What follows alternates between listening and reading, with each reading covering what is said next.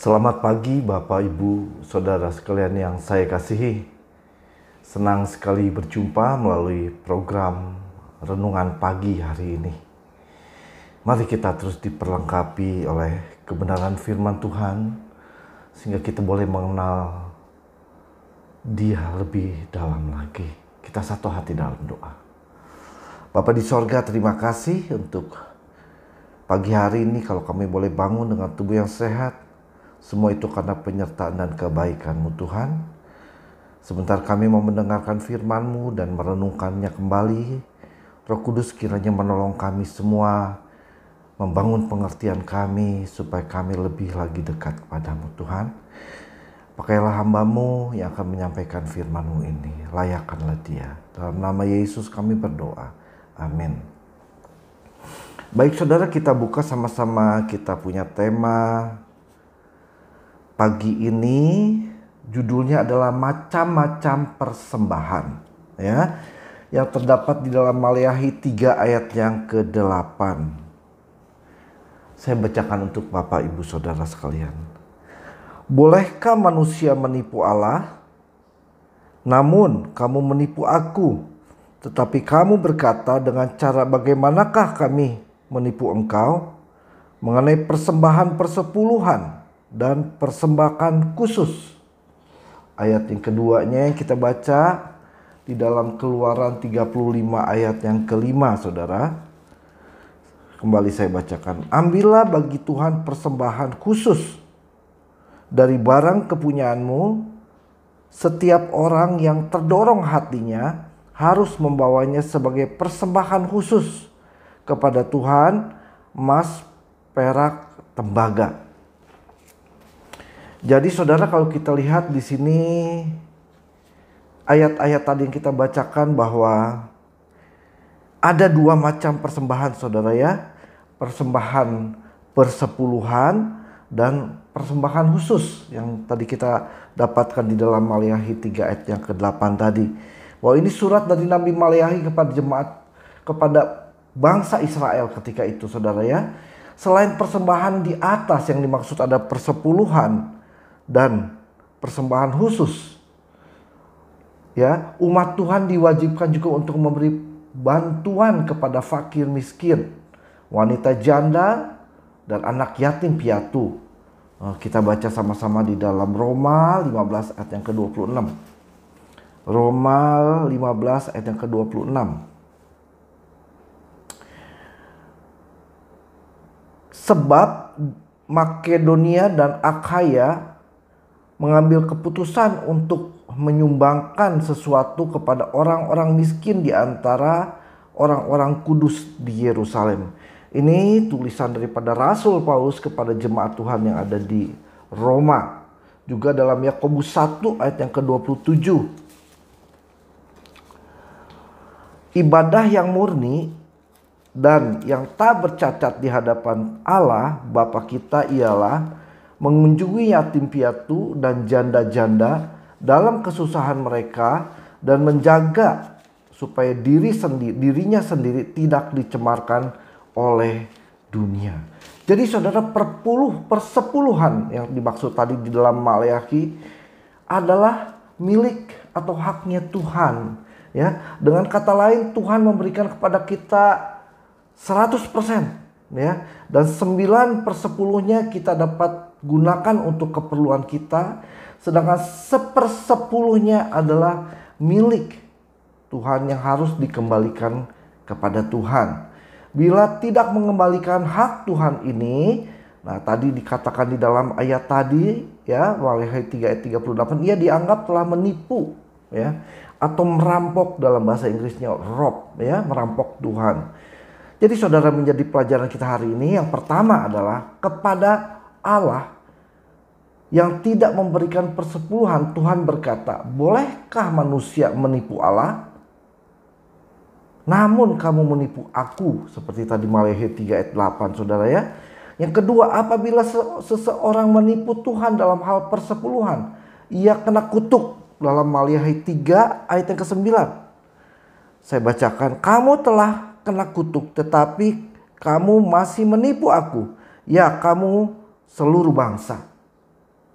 menurut persepuluhan, ya, menurut Alkitab harus dibawa ke dalam rumah Tuhan dan diserahkan kepada bilik perbendaharaan, ya. Ada bilik perbendaharaan, ada bendahara mungkin kalau sekarang. Malihat 3 ayat 10, bawalah seluruh persembahan persepuluhan itu ke dalam rumah perbendaharaan, supaya ada persediaan makanan di dalam rumahku, dan ujilah aku, firman Tuhan alam semesta, apakah aku tidak membukakan bagimu tingkap-tingkap langit dan mencurahkan berkat kepadamu sampai berkelimpahan. Itu merupakan janji Tuhan, saudara, bagi umat-umatnya.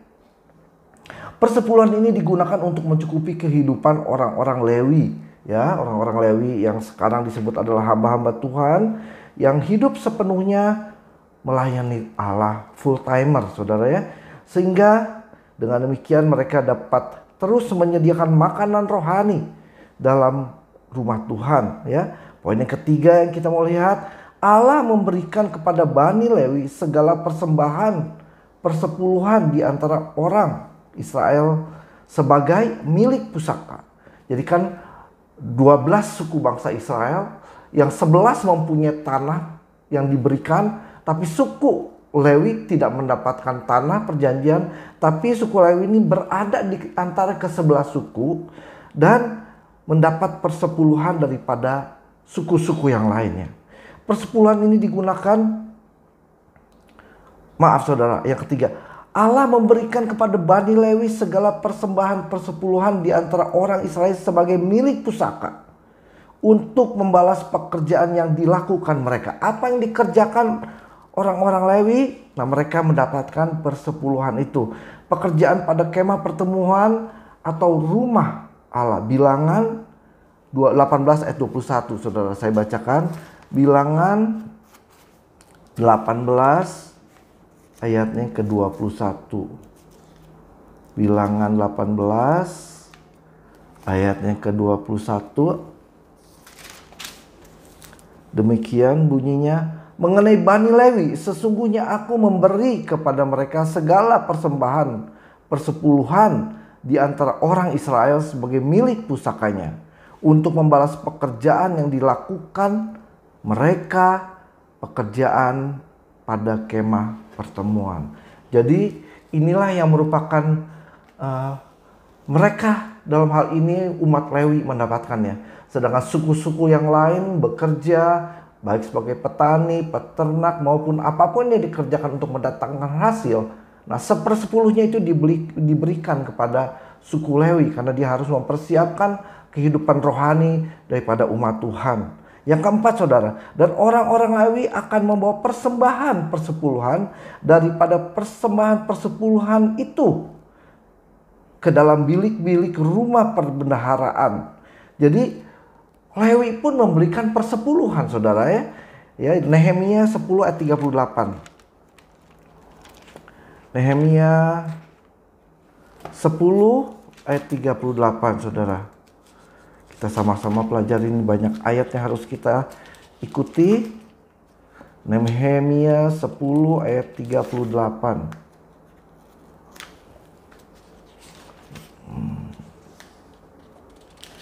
Saya bacakan. Seorang imam, anak Harun, akan menyertai orang-orang Lewi. Karena Harun juga orang Lewi. Orang Lewi itu bila mereka memungut persembahan persepuluhan, dan orang-orang Lewi akan membawa persembahan persepuluhan daripada persembahan persepuluhan itu ke rumah Allah kami, ke bilik-bilik rumah bendaharaan. Jadi umat Lewi pun mempunyai kewajiban untuk memberikan persepuluhan dari semua yang mereka terima dari 12 suku, dari 11 suku Israel itu. Kelima, saudara, bila orang memberikan persepuluhan yang adalah hak Tuhan, maka Tuhan akan membukakan baginya tingkap-tingkap langit dan mencurahkan berkat kepadanya sampai berkelimpahan. Tuhan akan menghardik baginya belalang pelahap, yaitu kutuk yang telah menghabiskan segala usaha orang tersebut. Ayat yang ke-11 dalam Maleakhi tadi, saudara, ya. Aku akan menghardik bagimu belalang pelahap, supaya jangan dihabisinya hasil tanahmu, dan supaya jangan pohon anggur di padang tidak berbuah bagimu firman Tuhan Allah semesta. Di samping kewajiban untuk mengembalikan milik Tuhan yaitu persepuluhan, Tuhan juga menyuruh umatnya untuk memberikan persembahan khusus, saudara ya. Berlainan dengan persepuluhan besarnya, persembahan khusus ini tergantung seberapa besar kerelaan ya. Jadi kalau tadi persepuluhan itu merupakan kewajiban, saudara ya, keharusan ya. Tapi persembahan khusus ini berlainan dengan persepuluhan, dikatakan bahwa tergantung besarnya kerelaan dan dorongan hati orang yang memberikannya. Persembahan ini dapat digunakan untuk membangun rumah Allah atau keperluan-keperluan lainnya dalam jemaat. Jadi ada dua macam persembahan ya. Kalau tadi macam-macam, ada dua macam. Poin yang keenam, saudara.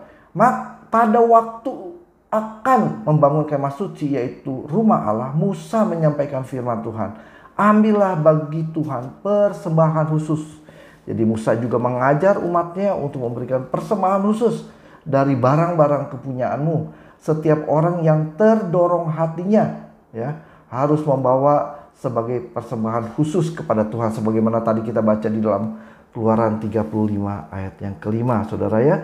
Jadi itulah, jadi ada dua macam persembahan, yang persepuluhan yang harus kita sisihkan ya, dan persembahan khusus yang kita harus pisahkan dengan kerelaan hati kita, saudara ya. Kalau disisihkan berarti dari awal kita sudah sisihkan, saudara ya. Menjadi perenungan kita pada renungan ini, pernahkah Anda mendengar orang berkata bahwa pada zaman sekarang semua peraturan dalam perjanjian lama sudah tidak berlaku lagi katanya, sebab kita hidup di dalam perjanjian baru? Ya, saya pernah mendengar seperti itu, saudara ya.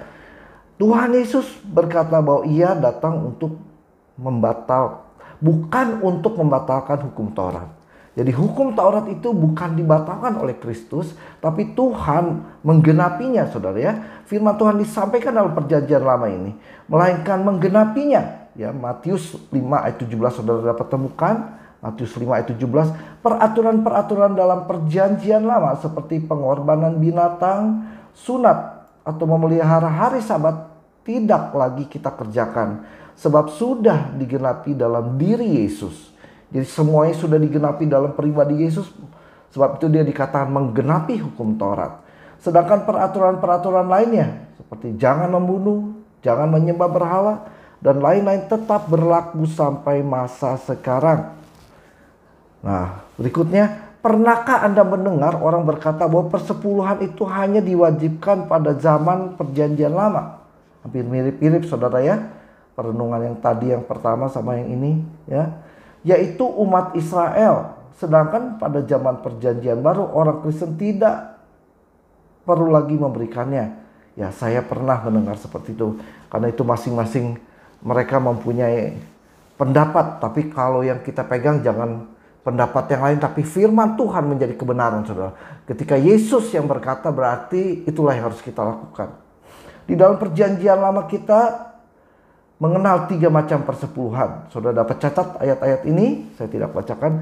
Persepuluhan adalah milik Tuhan dalam Imamat 27 ayat 30 sampai 33. Kedua, persepuluhan perayaan. Ulangan 12 ayat 17 sampai 19. Ulangan 14 ayat 22 sampai 27. Persepuluhan tahun ketiga. Ulangan 14 ayat 28 sampai 29. Ulangan 26 ayat 12 dan 13. Tuhan Yesus telah datang untuk menggenapi semua perayaan dalam perjanjian lama, sehingga orang Kristen tidak perlu lagi merayakan semua perayaan tersebut. Oleh karena itu, pada masa sekarang umat Tuhan tidak perlu lagi memberikan persembahan persepuluhan perayaan. Jadi yang dikatakan tadi ada persepuluhan milik Tuhan, persepuluhan perayaan, persepuluhan hari ketiga tadi, saudara ya. Sedangkan persepuluhan tahun ketiga sudah digantikan dengan persembahan untuk fakir miskin, yang tadi kita baca di dalam kitab Yakobus, dan janda serta yatim piatu di gereja. Namun persepuluhan milik Tuhan, yaitu persepuluhan yang dibahas dalam pelajaran kita pada hari ini, ya, sama seperti perintah-perintah Tuhan lainnya di dalam perjanjian lama, tetap berlaku sampai sekarang, dan itu menjadikan kita umat Tuhan harus mengerjakannya. Bagian yang ketiga, saudara, yang menjadi perenungan kita. Menurut Anda, bolehkah persepuluhan diberikan untuk pembangunan rumah ibadah? Nah, ini mungkin masing-masing punya, tapi mungkin tidak boleh, saudara ya, karena peruntukannya berbeda, saudara ya. Tadi Musa sendiri memerintahkan umatnya untuk memberikan persembahan khusus untuk membangun rumah ibadahnya, saudara ya. Dalam Alkitab jelas ditulis bahwa persepuluhan milik Tuhan, ya, dan hanya digunakan untuk mencukupi kehidupan orang-orang Lewi yang tadi dalam Bilangan 18 ayat 21, tidak untuk digunakan sebagai tujuan lain. Bagian keempat, selain persembahan khusus, yaitu dalam bentuk persembahan umum dalam gereja, sudahkah Anda mengembalikan persepuluhan milik Tuhan melalui gereja di mana Anda beribadah, yaitu gereja GPD Tiberias Bogor pada hari ini, sehingga Anda boleh mendapatkan makanan rohani yang cukup, saudara. Menjadi ayat hafalan kita pada pelajaran ini ada Lukas 6, saudara ya, ayat 38. Saya bacakan.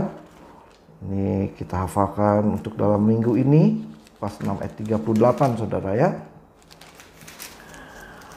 Berbunyi demikian, berilah dan kamu akan diberi.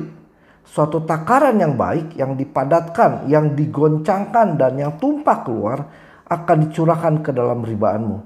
Sebab ukuran yang kamu pakai untuk mengukur akan diukur kepadamu. Demikian renungan kita pada pagi hari ini. Kita berdoa. Tuhan Yesus, terima kasih. Hari ini kami belajar lagi tentang persembahan Tuhan. Persembahan persepuluhan dan persembahan khusus. Supaya kami dapat tetap melakukannya sesuai dengan kebenaran firman Tuhan. Terima kasih Tuhan. Terpujilah nama-Mu. Dan nama Tuhan saja yang dipermuliakan melalui segalanya. Sertai umat-umat-Mu pada hari ini. Apapun yang menjadi kegiatan mereka. Bekerja, berusaha, sekolah. Apapun Tuhan, berkati Tuhan. Biarlah segala puji dan hormat hanya bagi nama-Mu. Terima kasih, kami mengucap syukur. Dalam nama Yesus kami berdoa. Amin. Selamat pagi, selamat beraktivitas. Tuhan Yesus memberkati kita semua.